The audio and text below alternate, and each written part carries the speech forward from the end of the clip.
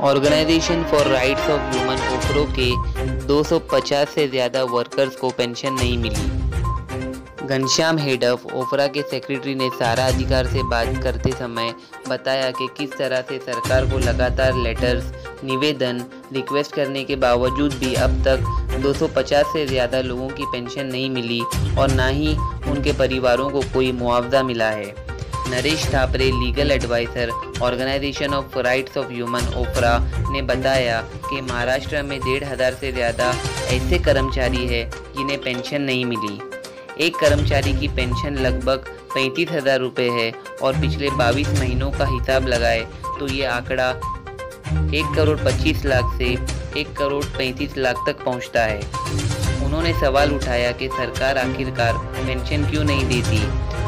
उन्होंने सरकार से ये निवेदन किया कि वर्कर्स को इंटरिम रिलीफ दिया जाए ताकि इस दिवाली उन्हें कुछ राहत मिल सके। आपको बता दें कि ऑर्गेनाइजेशन ऑफ ह्यूमन राइट्स ओफ्रा सुनिश्चित करते हैं कि लोगों की बुनियादी ज़रूरतें पूरी हो। ये ऑर्गेनाइजेशन कमज़ोर समूहों को दुर्व्यवहार से बचाते हैं। सभी कार्यकर्ता इस वक्त बहुत दुखी है कि 22 महीने होने के बाद अभी तक उन्हें पेंशन नहीं मिली।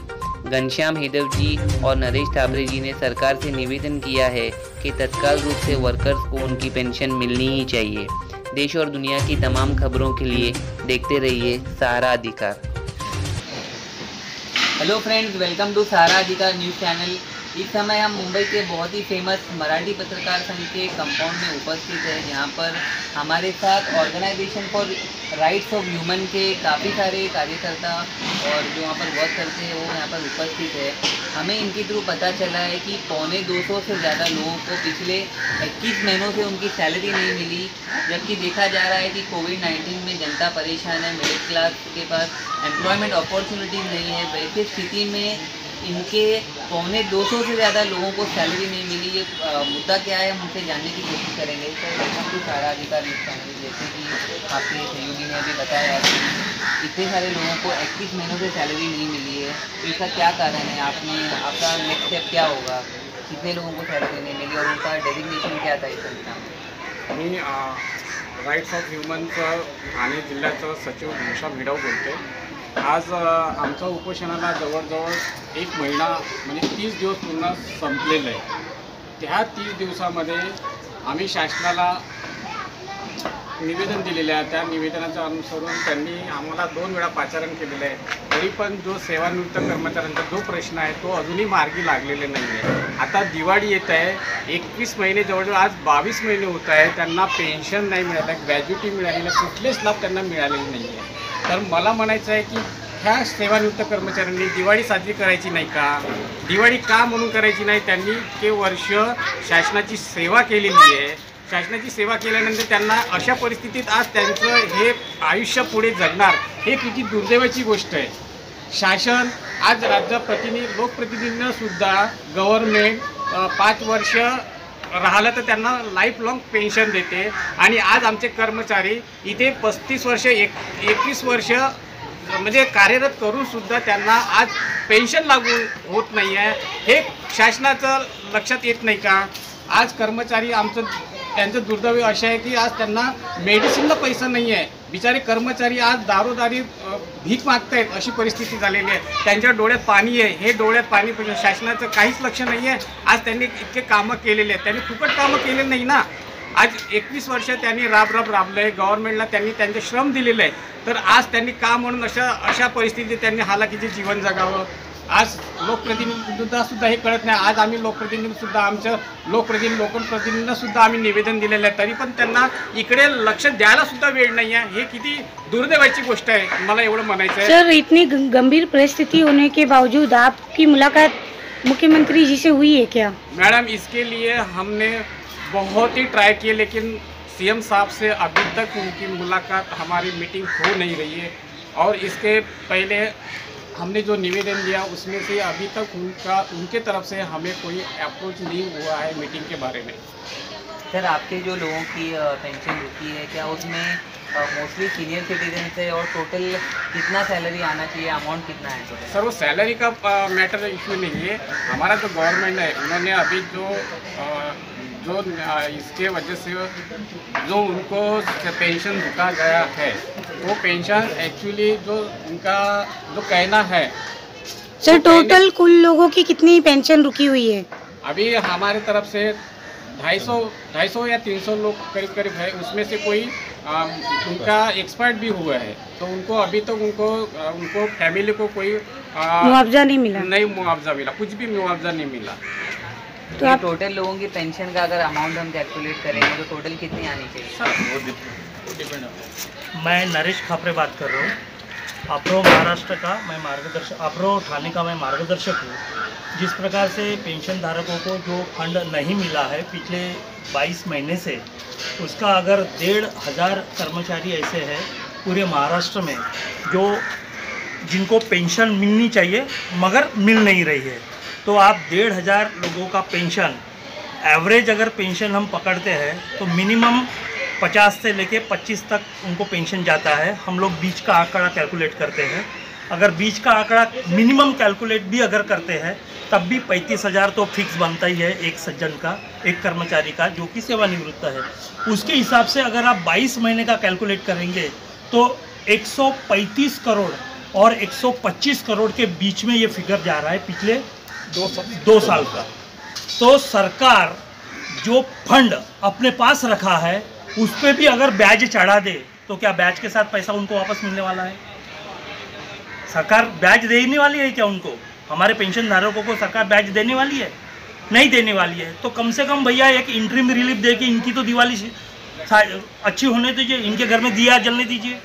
अभी इनको तालिबानी वृत्ति बनने की क्यों मजबूरी में इनको यहाँ पे आके खड़ा होना पड़ रहा है? क्या ये तालिबानी लोग बनना चाहिए? ऐसी सरकार की मंशा है कि महाराष्ट्र में लोग तालिबानी वृत्ति के तैयार हो जाए, खून खराबा करे, ऐसी इनकी मंशा है। आप सोच के देखिए कि 2 साल से किसी के घर में 1 रुपया अगर नहीं आया, जबकि उसने 25-30 साल की सर्विस सर आप इसके जिम्मेदार किसको ठहराते हो? सरकार को। सरकार की जी पॉलिसी है, सरकार को एक तो निर्णय लेना नहीं आ रहा है। जो अधिसंख्य पद पे उन्होंने लाके इनको खड़ा किया वो भी उनकी बहुत बड़ी मिसअंडरस्टैंडिंग हुई है डिपार्टमेंट में। अरे अधिसंख्य तो आपने उनको लाना चाहिए कि जिस कैटेगरी की सर्टिफिकेट अवैध हुई है वो तो कैटेगरी के पद से आपने उनको पहले ही उनको एसबीसी में लाके कन्वर्ट कर दिया था।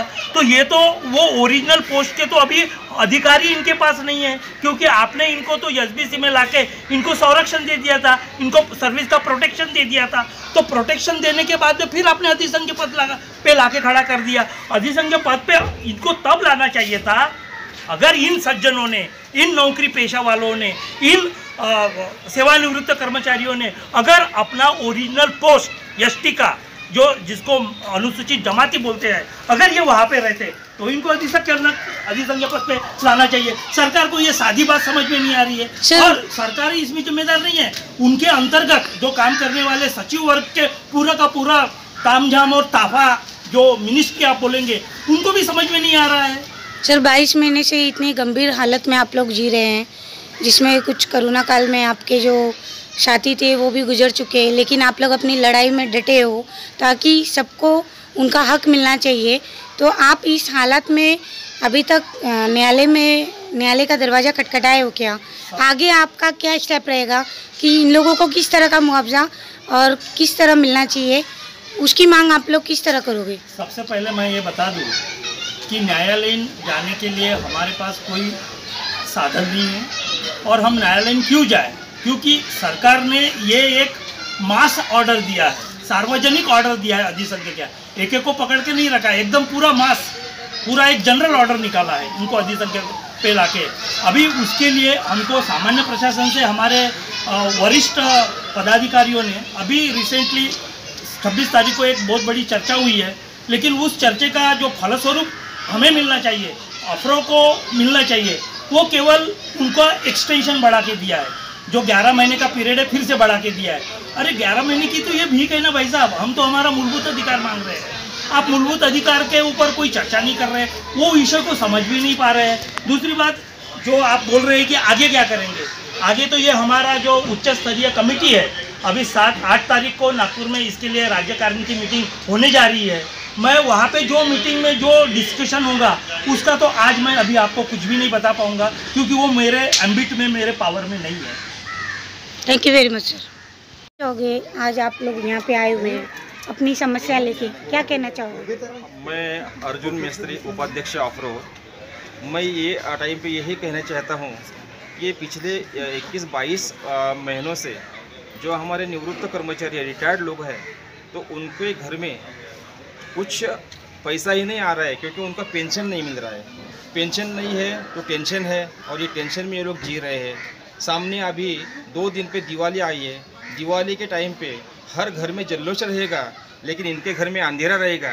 क्या शासन को मंजूर है? ये मेरा सवाल है।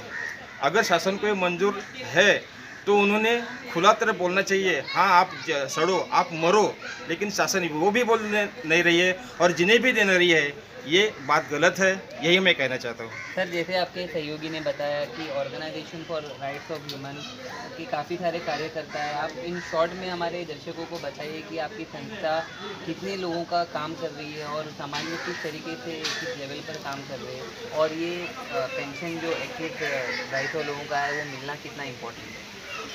देखिए, हमारी संस्था ही पूरा महाराष्ट्र लेवल पे काम कर रही है।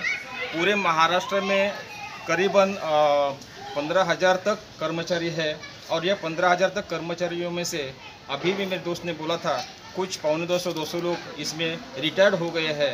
लेकिन वो रिटायर हुए कर्मचारियों को शासन ने पेंशन नहीं दिया, तो पेंशन नहीं मिलने के कारण वो हर एक कर्मचारी अभी आत्मदान करने पे निर्भर हो रहा है। और ये शासन को अगर मंजूर है तो ऐसे लोगों को मरने देंगे तो क्या जनता उनको माफ़ करेंगी? अगले कुछ दिनों पे अभी इलेक्शन आ रहा है। इलेक्शन के टाइम पे ये सब नेतागण सब दरवाजे खटखटाएंगे, लेकिन उस टाइम में दरवाजे खटखटाने समय उनके सामने अगर ये कर्मचारियों की मृतावस्था कोई ऐसा कुछ सामने आ गया तो उनको क्या अच्छा लगेगा? अगर शासन में थोड़ी भी निर्दयता, थोड़ी भी मानवीयता है तो शासन ने तुरंत निर्णय लेना चाहिए और पूरे महाराष्ट्र के कर्मचारियों को जो कि उनके हक के जो सेवा लाभ है वो देने चाहिए, और सब निवृत्त कर्मचारियों को उनका हक का पेंशन जो है वो पेंशन देना चाहिए। यही मैं कहना चाहता हूँ। Thank you very much sir. लेना तो दोस्तों, देखा आपने, ये organisation for human rights of human के कार्यकर्ता थे जिन्होंने सरकार से निवेदन किया है कि जो लोगों को पेंशन नहीं मिला है, दिवाली के शुभ अवसर पर उन्हें जल्द से जल्द पेंशन मिलना चाहिए। देश और दुनिया की तमाम खबरों के लिए देखते रहिए स्टार आज।